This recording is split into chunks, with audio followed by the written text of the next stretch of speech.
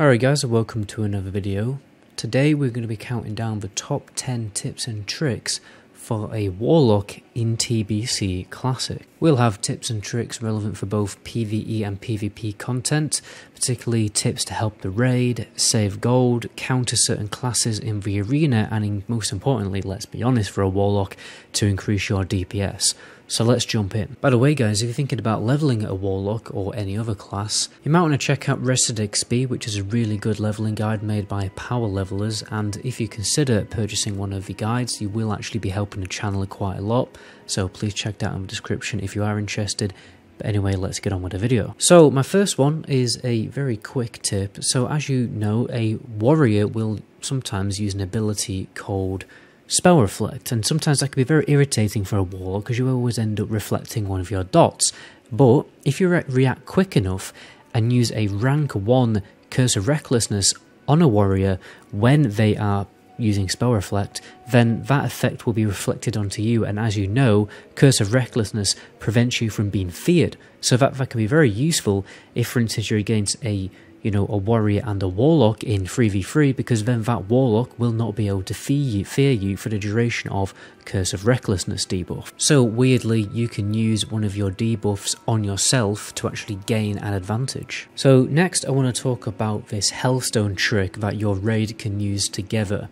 Now for some reason, whenever you put a talent point into improved Hellstone, it basically counts as a totally new kind of Hellstone, which means you can have one Warlock with 2 talent points, and that will create 1 Hellstone. You can have another Warlock with just the 1 talent point, which will create another Hellstone, and then you can have one Warlock that doesn't have any talent points in it, for a total of 3 unique Hellstones, which can all be equipped.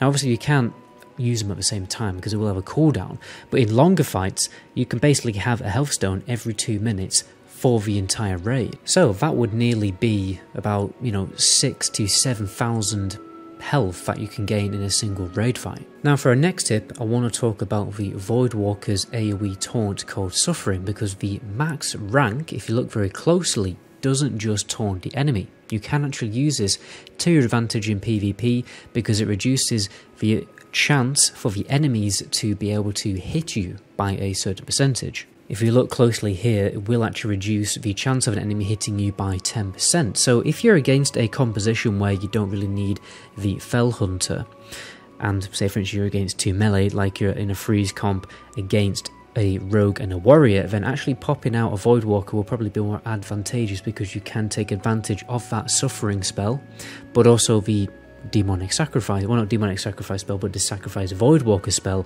which probably provides you a big bubble that absorbs a lot of damage. Now here's a tip that I recommend every Warlock to at least try out. You probably have heard of the, Fire Destruction Warlock spec, and obviously the Shadow Bolt Destruction Warlock spec, but what if I told you you can actually have access to both specs at the same time?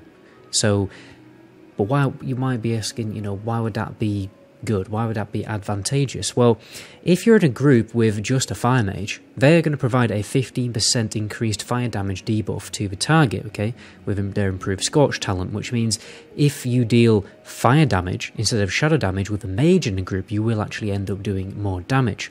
And then that goes the other way. If you have a Shadow Priest in a group with Shadow Weaving and the Misery on the target, then obviously Shadow Bolt is going to do more damage. And there's a particular way that you can spec where you can basically just interchange whatever spec that you want to go for, and all you have to do is change the demon that you sacrifice. You either sacrifice an imp for the fire damage or a succubus for the shadow damage, and then obviously if you want to do AoE damage, you also sacrifice the succubus. What you essentially do is you pick up Emberstorm that increases your fire damage by an extra 10%, rather than picking up Nether Protection and Soul Leech. Now, you may be thinking, well, you might need those defensive talents in a raiding environment, which is fair enough, but in my experience and many experience of Warlocks, they're not incredibly, game-changingly useful. You can live without these 2 talents. At the end of the day, you could just get better healers. And I think the flexibility to either go Fire Destruction or Shadow Bolt Destruction is much better than having those talents, in my opinion. Now I want to talk about a little trick to increase your DPS mainly as an Affliction Warlock, but I still think Destruction Warlocks can take advantage of this little trick. We're going to be talking about snapshotting your dots.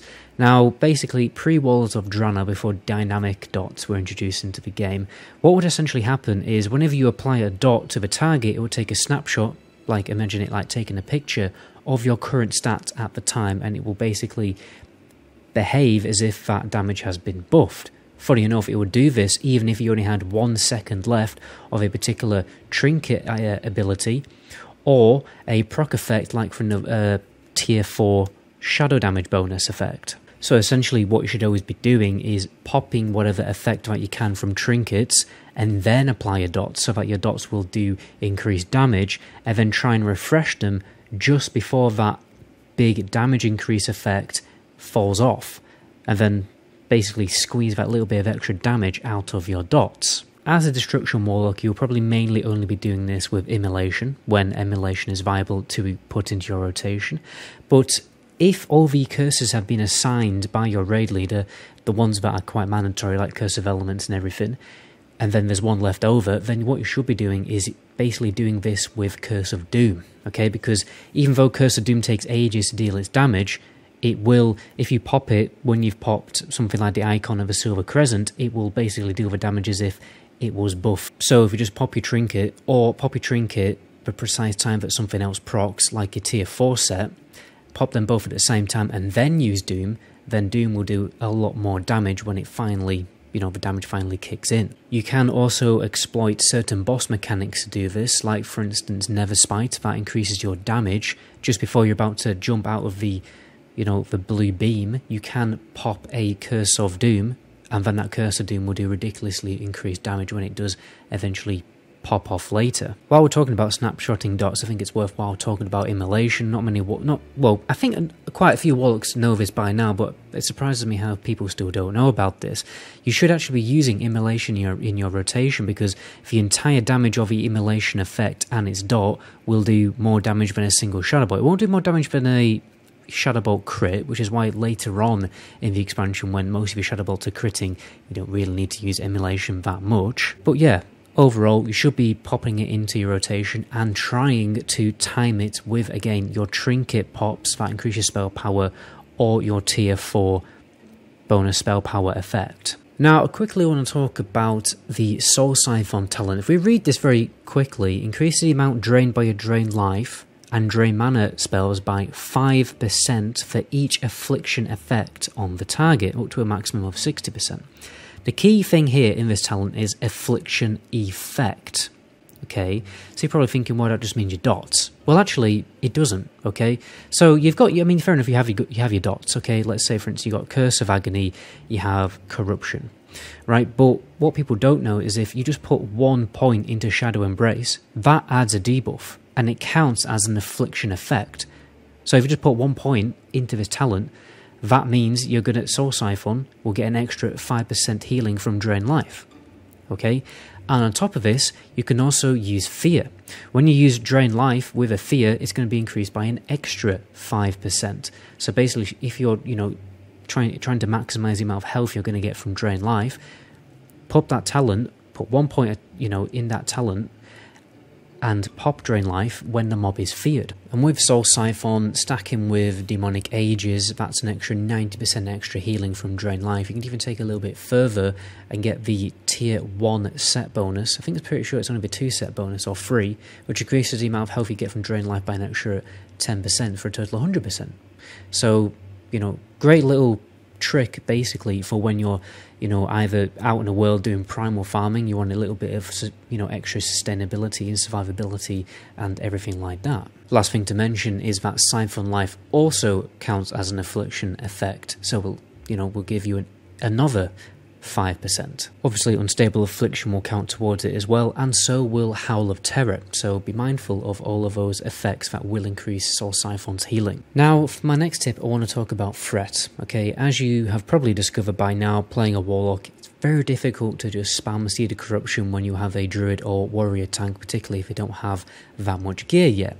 Luckily, there is a way for you to do really good AoE DPS without you pumping a ridiculous amount of Threat. You just have to adopt a different strategy. My advice is to essentially use Rain of Fire instead of Seed of Corruption. You may be thinking, you know, shut the hell up, Rain of Fire is a really, really bad spell. Well, if you have the Emberstorm talent and you sacrifice your Imp, the damage isn't actually that bad, okay? It's not going to top Seed of Corruption, right? But what's the point of doing Seed of Corruption if you're just going to pull aggro and die? If you can use Rain of Fire safely without pulling aggro, you may as well do it to kind of optimize the amount of DPS you can do without threat capping. And what you can do, while the, you know, Prot Warrior or Druid tank is building up aggro, you can spread Corruption or another dot like Curse of Agony to the targets, but it doesn't really generate a lot of threat, and it will increase your AoE damage as well, because, well, not AoE damage, but it will increase your DPS because you're dotting everything. Use that little bit of time for him to get a head on aggro, and then start using Rain of Fire. And yeah, the DPS will be less than Seed of Corruption spam, but you won't pull aggro and die, so it's pretty good. Now I want to talk about a really big tip to save you a lot of gold, okay? The Spell Strike headgear is actually not best in slot, and I am being genuinely quite serious. So I actually made an entire video about it. I will link that in the description if you want to check it out. I'll also link a different video from a much bigger brained warlock than me called Alivetv, who talked about it as well, so check out his video too. But the short, you know, long story short, the meta gem, because it increases the amount of crit damage you do, has really good synergy with, well, warlocks in general, because of the Ruin talent, and also tier 4 also has its own spell strike effect anyway. So actually getting tier 4 helmet with that meta gem simulates more damage than having the spell strike set bonus. So save yourself some gold and don't go for the spell strike headpiece. Right guys, and my last tip is to always be taking advantage of your Enslave Demon ability. So obviously most warlocks are running with DS, where they have a demon sacrifice, but that doesn't actually stop you from enslaving any of the demons in the dungeons that you do to get a little bit of extra damage. This will only work in normal mode dungeons, do bear that in mind. On heroics, generally mind control and Enslave Demon doesn't really work. But I've heard some crazy stuff, like the Tinkerers in Mechanica, I can never say that dungeon properly, and apparently they do ridiculous AoE damage. You've also got the Doomsayers in Shadow Labyrinth. You've got there's also some demons in Botanica that look like satyrs, and I think they're called like Inciters or Reapers, and they're basically like mini Felguards, if not more powerful than Felguards, because you're basically taming an actual elite enemy. So yeah, overall, just be on the lookout for particular mobs that you can enslave, and you know, take advantage of it. It's basically free damage. And also, don't forget about your Infernal. You actually have a spell in your spellbook where you can summon an Infernal and then enslave it, and you can do this with a demon sacrificed. It only lasts about 5 minutes, but the Infernal is actually really, really powerful. So be sure to take advantage of that cooldown whenever you have to do some kind of, you know, boss for a quest or anything, or just like open world farming or anything like that. Anyway guys, that's where I'm going to end the video there. My name is MetaGoblin. Until the next video, ciao.